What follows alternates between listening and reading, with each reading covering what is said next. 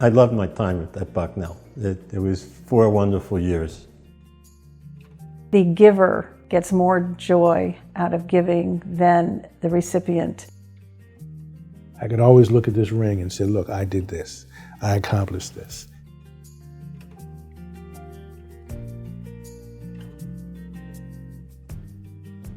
After I graduated from Bucknell, I immediately went to ROTC summer camp. When I returned to civilian life, I went to public accounting with a firm which was then, I think, Lively and Ross Brothers in Montgomery as a staff accountant. In my career, I'm probably most proud of 2 things. One, when I first went to Leucadia, and I was part of the team that really brought that around. And then, of course, the success I had in the wine business. When I first came to the property, it was a vineyard that had just started to bear fruit. The next thing you have to do in the wine business, if you want to sell wine, is you have to become licensed. Created our label, came up with the name of Reverie, and then started, like every other winery, to start trying to sell our wine. So we then became one of the first wineries to really emphasize visitation. And we were a 100% winery direct winery. So we were very, very lucky and very successful.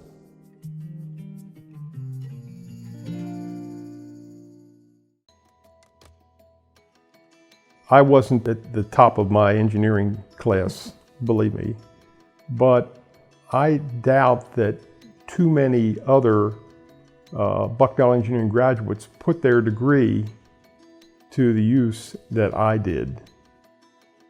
Oh, I was a mathematics major at Bucknell, but I could foresee my life, when we had decided to get married, taking a strange turn. And the Vietnam War was a huge deal.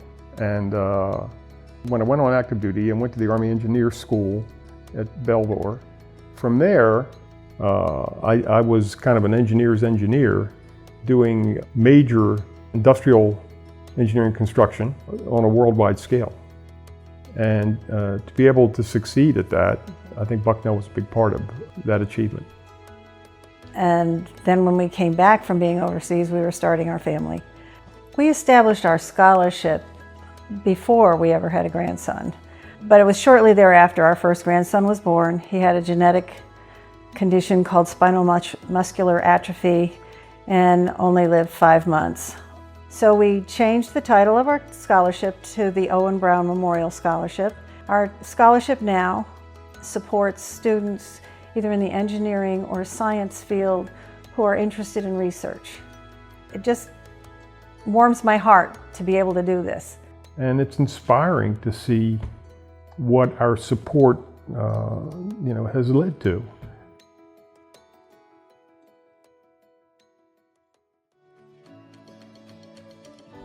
Babashi has become a go-to for a lot of people.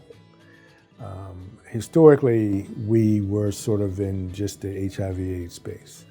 But as we've branched out, we get people walking in every day with all kinds of needs. Fast forward to, I guess, 98, we moved to the space we're in now. And we wanted a food pantry, we developed it. It was very small, it's just for the clients with HIV. So we went from a program that served about 50 or 60 people to one that serves about 300, 400 people a month. It just blew up, and it's now our largest program. And with it has really raised, I guess, awareness about some of the other, what we call social determinants of health, in terms of, and poverty being the largest one. Because the population coming in obviously needs food because why? Because they're poor. Half of them have a reportable income of under $100 a month, getting through a school as prestigious as Bucknell. And whenever I found that I was maybe challenged with something or doubting myself, I could always look at this ring and say, look, I did this, I accomplished this, so I can do whatever this is that's in front of me. And if I can do it, others can do it. And I want my presence here to also encourage others to follow in those footsteps and maybe make bigger footprints than I did.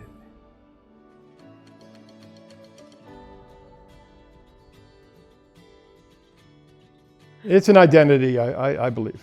We're proud to be Bucknellians.